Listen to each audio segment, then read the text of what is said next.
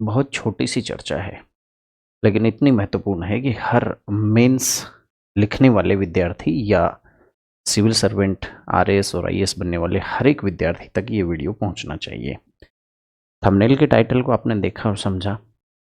एक ही सवाल पूछूंगा आपसे, सिर्फ एक सवाल, थर्ड पेपर आरएएस से रिलेटेड, पॉलिटी से रिलेटेड, तो आपको सोचने पे शायद मजबूर करेगा। अपनी समीक्षा करने के लिए मेरे ख्याल से एक ही कदम काफ़ी होता है। देखिए, एक सवाल है, बड़ा सरल सा सवाल मैं आपसे पूछता हूँ, उसका जवाब देना, फिर आगे बढ़ना। आप कहेंगे सर आते ही क्या पूछना चाहते हो या कहना क्या चाहते हो? बेटा, पिछली बार थर्ड पेपर में कम नंबर क्यों आए थे, या इस बार मेंस लिखने जा रहे हो तो थर्ड पेपर की डायमेंशंस इतनी बड़ी हैं। जब बात करते हैं पॉलिटिकल डायनेमिक्स की, तो आप दिक्कत हो जाती है आपको, उसके साथ बहुत सारे बिंदु हैं। इस बार क्या हाल होने वाला है या किस तरह पढ़ना है, उसको मैनेज करने में आपको ये मदद करेगा। चलो, एक सवाल है, जवाब जरूर देना है।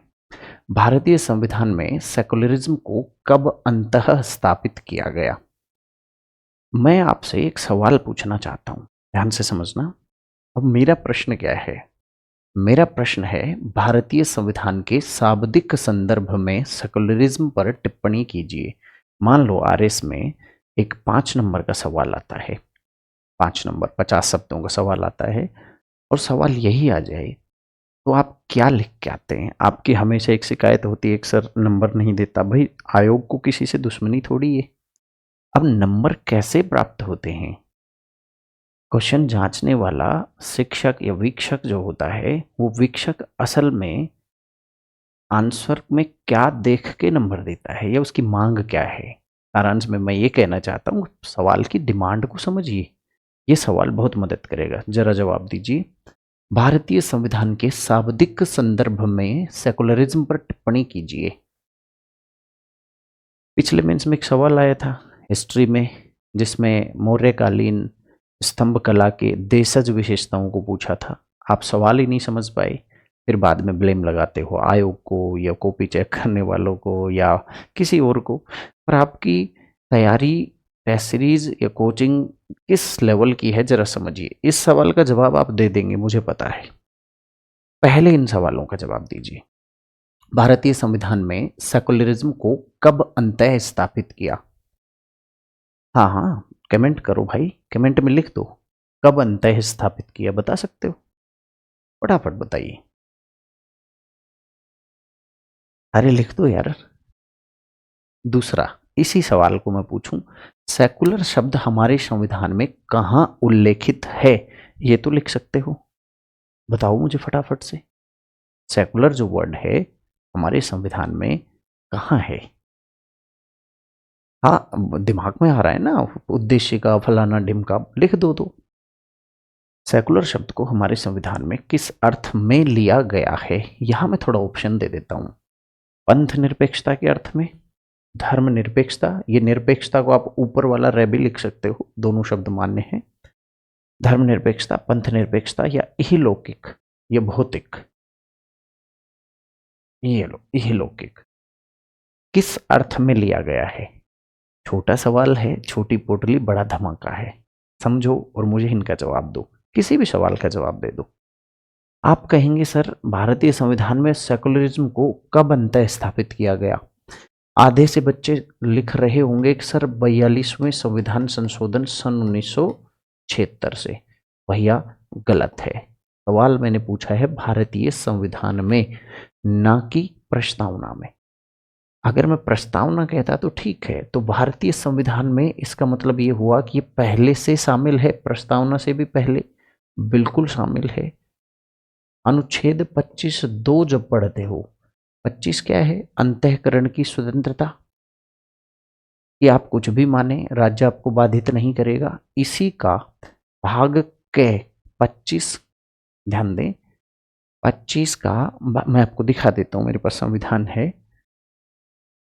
25 में एक दो पार्ट हैं। इसमें 25 के भाग 2 का क्या कहता है? ये संविधान है, इसमें साफ लिखा है। ये कहता है कि बेशक आपको अंतःकरण की स्वतंत्रता है, लेकिन ये स्वतंत्रता भी राज्य को धार्मिक आचरण जो आप करोगे ना उसको नियमित करने के लिए आर्थिक, वित्तीय और राजनीतिक ऐसे कोई नियम बनाने से राज्य को नहीं रोक सकता जो उसके भौतिक क्रियाकलापों को या आपके लौकिक क्रियाकलापों को नियमित करता हो। दोबारा सुन ले, अनुच्छेद 25(2) का कै, वहां पे ये शब्द लिखा हुआ है। क्या लिखा हुआ है? 25(2) के कै में लिखा हुआ है सेकुलर वर्ड। एक आपका लिखा हुआ है प्रस्तावना में, दो जगह है। प्रस्तावना में तो ये शामिल किया गया था तब, लेकिन 25(2) कै ये मूल संविधान में ही था। इसका मतलब जब हमारा मूल संविधान लागू हुआ संपूर्ण रूप से 26 जनवरी सन 1950। समझ में आया सेकुलर शब्द कब से अंत स्थापित किया गया? मूल संविधान में ही था। ध्यान से समझना इस बात को, ये कॉन्सेप्ट आपका क्लियर है। तब आप आंसर लिखोगे उस 5 नंबर के सवाल का। देखना अब एग्जामिनर कैसे टुकड़ों में बटा हुआ होता है उसका आंसर। एग्जामिनर की या वीक्षक की, कॉपी चेक करने वाले की मांग होती है कि जो पूछा है, जो सवाल जिस पन्ने से देख के मैंने मूल किताबों में से बनाया था उसी की आंसर की वास्तव में ये मांग करती थी। अगर ये चीजें आपने लिखी हैं तो ही मैं नंबर दूंगा, अदरवाइज नहीं दूंगा। जरा समझना, सेकुलर शब्द हमारे संविधान में कहाँ उल्लेखित है? मैंने कहा इन दोनों जगह। ठीक है, इसका जवाब भी हो गया। सेकुलर शब्द को हमारे संविधान में किस अर्थ में लिया गया है? आपने एक बता दिया, गलत है। सेकुलर शब्द को एक तो पंथ निरपेक्षता के अर्थ में लिया गया है, ये अर्थ तो दिया है प्रस्तावना में, और ये जो अर्थ है ये इहलौकिकता या भौतिकता, इस अर्थ में लिया गया है अनुच्छेद 25(2) कै में। अब आप कहेंगे सर ये कहाँ से हटपका? बेटा मूल को पढ़ोगे, अगर कंसेप्ट ही क्लियर नहीं है तो लिखोगे क्या? अब आपका कॉन्सेप्ट बन गया कि सर सेकुलरिज्म जो है बेसिकली वो दो अर्थ लेकर हमारे संविधान में बैठा है। पहला अर्थ तो है उसका प्रस्तावना में, क्या है? पंथ निरपेक्षता। और दूसरा अर्थ उसका हमें अनुच्छेद 25 का सब सेक्शन, वो सेक्शन 2 का सब सेक्शन ए, 25(2)(a) में जो शब्द दिया हुआ है वहां सेकुलर लिखा हुआ है साफ साफ शब्दों में। सेकुलर शब्द मूल रूप से सेकुलम से बना है, SECULAM, सेकुलम। सेकुलम का मतलब है इहलौकिक, अर्थात जिसका संबंध पारलौकिक चीजों से नहीं है। जिस पारलौकिक क्या होती है? पारलौकिक होती अध्यात्म, जो मन मस्तिष्क की चीज है, उससे संबंधित नहीं। सेकुलम का मतलब होता है इस लोक या धरातल या भौतिक चीजों से संबंधित, अर्थात भौतिक गतिविधियां जो पारलौकिक नहीं है। ये अर्थ है। यहाँ पे हमारे संविधान ने दो अर्थों को अंगीकार किया है, पहला पंथ निरपेक्षता और दूसरा इहलौकिक या भौतिकतावाद। अब सुनो, अब इसका जवाब हो जाएगा बड़ा आराम से। जब आपका कॉन्सेप्ट क्लियर है तो जाहिर सी बात है सवाल बनाने वाले ने भी यही दिमाग में रख के सवाल बनाया होगा कि यार मैं उससे ये चाह रहा हूँ कि भारतीय संविधान के शाब्दिक संदर्भ की सह शब्द उसे पता होना चाहिए। अर्थात सवाल की यहाँ मांग क्या है?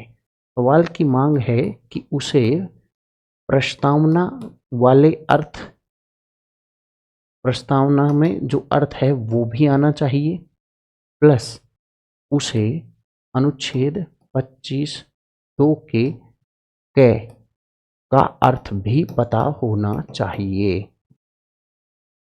ये उसने पढ़ा संविधान में, तो यही सोच के उसने सवाल बनाया। अब आप उसकी मांग तो है दो अनुच्छेदों का उल्लेख करना। ध्यान से समझना सवाल को। सवाल की मांग क्या है? अब उसने आंसर की में भी वही लिखा होगा, लेकिन आप लिखे आए 1976 में 42वें संविधान संशोधन से प्रस्तावना में शामिल हुआ ये है वो है।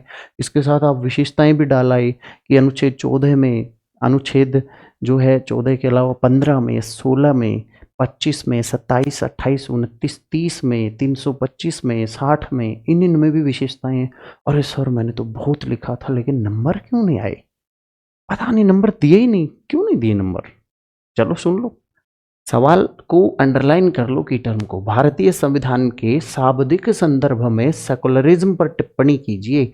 इसका मतलब आपका प्रश्न ही ये दो चीजों की मांग कर रहा है। अब आप बड़ा आसानी से इसका अर्थ लिख सकते हो। क्या लिखेंगे और कैसे लिखना शुरू करें? सबसे पहले आप लिखना शुरू करेंगे। अब आप प्रवचन ना देने लगें, आप मूल्यात्मक या व्याख्यात्मक भाषा नहीं बोलें, सीधा सीधा टू द पॉइंट लिखना है। आरएस में बहुत ज़्यादा मौलिक लिखने की गुंजाइश नहीं होती। आरएस की कॉपियों में नंबर पाना है तो सवाल की मांग को समझना, उसे अंडरलाइन करना, एक बार समझ में नहीं आए दो बार पढ़ना, अंडरलाइन करना, और जब समझ गए तो आपको दिमाग में वो चीज़ें ऐसे हाईलाइट होने लगेंगी कि अच्छा ये वहाँ से उस फलां टेक्स्ट बुक में से, एकेडमिक्स की बुक में वो चैप्टर है, वहाँ से ये बात पूछी गई होगी। सीधा वही मांग होती है। वो लिखोगे तो नंबर मिलेगा, नहीं तो नहीं मिलेगा। ख्वाब मत लेना कि गोपालपुर आप स्थित बड़ी बड़ी कोचिंगों में जाओगे या कहीं और जाओगे नंबर मिल जाएंगे। कई बच्चे तो मुझे यहाँ तक बताते हैं कि सर टीचर यही बताने लग गए कि जो मैं लिखवा रहा हूँ इसको छाप लो, रट लो इसको। वो महादेव की जांग में से पैदा हुए हैं क्या कि वो जो कह देंगे वही सत्य है? अरे बच्चा, सीधी बात है, सब्जेक्ट की डिमांड को समझो। देखो कैसे लिखेंगे। आप इसको लिखें, भारतीय संविधान के शाब्दिक संदर्भ में सेकुलरिज्म पर टिप्पणी। तो आप अपनी तरफ से मत बताओ, भारतीय संविधान सीधा लिखें, भारतीय संविधान यहां से लिखना शुरू करें। आपने संदर्भ क्या दिया? संविधान का ही रेफरेंस ऐसा दिया जो अकाट्य हो। भारतीय संविधान में सेकुलरिज्म में सेकुलरिज्म को सेकुलरिज्म को विशेषकर या विशेषतः, ये शब्द लिखकर मैं बच गया, ऐसा कि हो सकता है कहीं और भी हो। सेकुलरिज्म को विशेषकर, अब यहां पे लिखेंगे प्रस्तावना में, विशेषकर प्रस्तावना में कब, कोमा 42वें संविधान संशोधन, 42वें संविधान संशोधन से सन 1976 में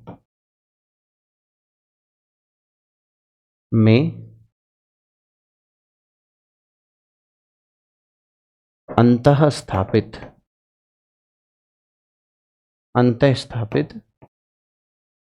किया।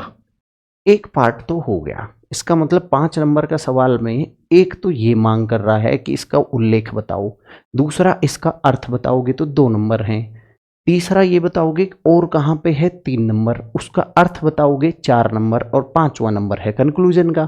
पार्टली बटा होता है पूरा आंसर। लिखें, भारतीय संविधान में सेकुलरिज्म को विशेषकर प्रस्तावना में कब संविधान संशोधन से 1976 में अंत स्थापित किया गया, वहां इसका अर्थ,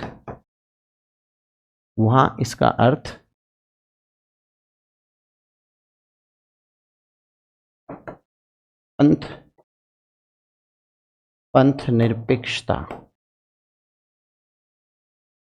निरपेक्षता है। ये होगी फैक्चुअल चीज, पैराग्राफ चेंज कर दो।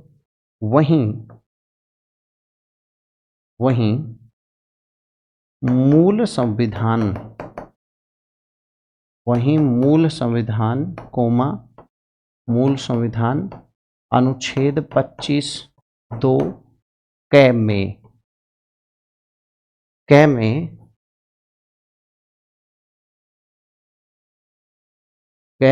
अंतः स्थापित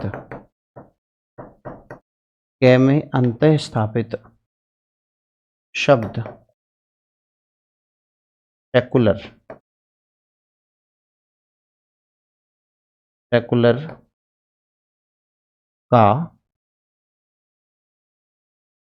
सेकुलर का अर्थ